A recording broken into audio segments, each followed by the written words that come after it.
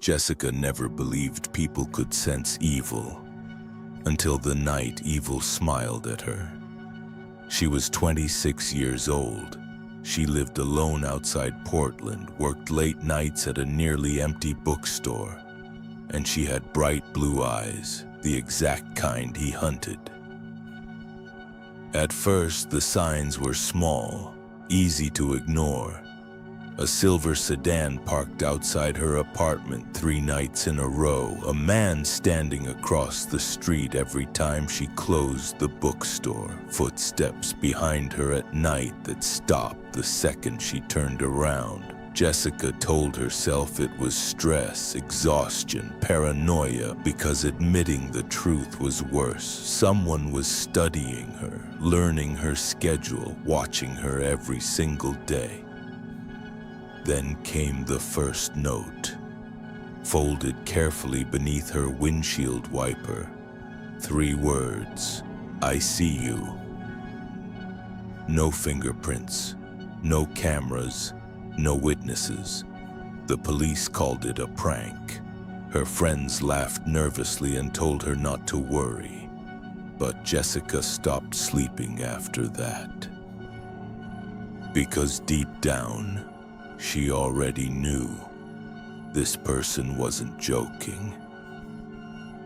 Over the next month, the stalking became impossible to ignore. Her phone rang every night at exactly 3:13 a.m. No voice, only breathing, slow, patient, like someone enjoying her fear. She began noticing things missing from her apartment. A photograph moved, a chair slightly pulled away from the table, a bedroom window unlocked even though she remembered locking it. Then one night, she came home and found every light turned on, every cabinet door open, and written across her bathroom mirror in black marker, "Blue eyes are my favorite." That was the first time Jessica truly panicked. She bought pepper spray, changed her routines, installed new locks.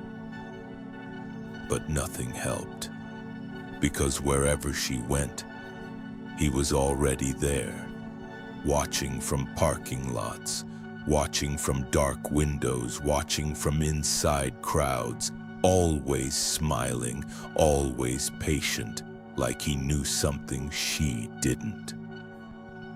Then came October 14th. Cold rain, empty streets.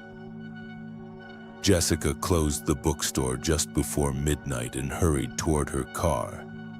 That's when she saw him, standing beneath a flickering streetlight, tall, thin, black coat soaked by rain, motionless, as if he had been waiting there for hours. Jessica froze, slowly.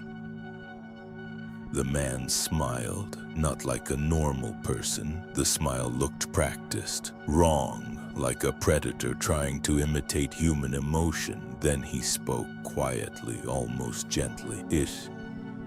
"You finally noticed me." Jessica locked herself inside her car. Her hands shook so badly she dropped her keys twice. Then her phone buzzed. "Unknown number. I watched you sleep on Tuesday." Another message appeared. "You talk in your dreams." Then another. "You should lock your bedroom window better."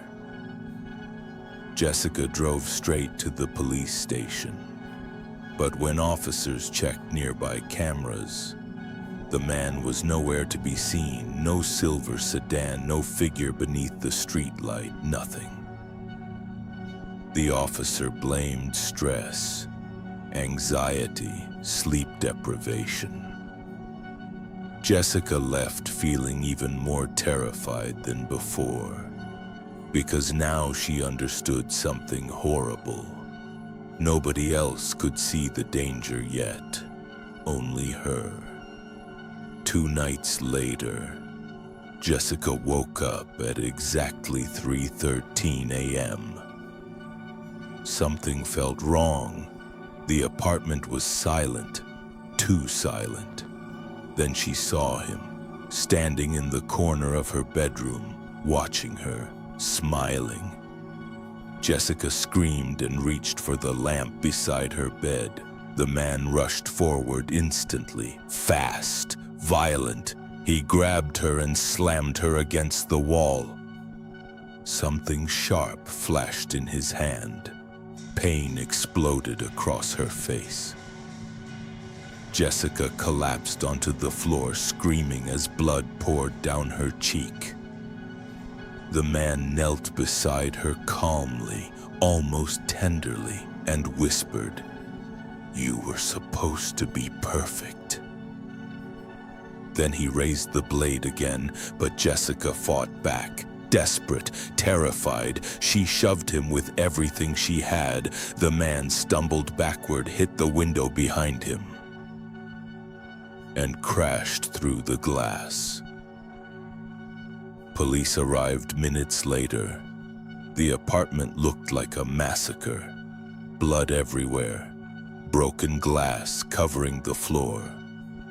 But outside the building, there was no body, no footprints, no weapon, nothing. Only darkness and rain. After the attack, police finally reopened several unsolved disappearances across multiple states. 7 missing women, all with blue eyes, all reported stalking before vanishing. None were ever found, except Jessica, the only one who survived. The scar across her face never fully healed. 3 years later, Jessica still sleeps with lights on, still checks every locked door 3 times before bed, still wakes up at 3:13 in the morning convinced someone is standing in the dark watching her. But recently, the disappearances started again. Girls with blue eyes vanishing in different cities.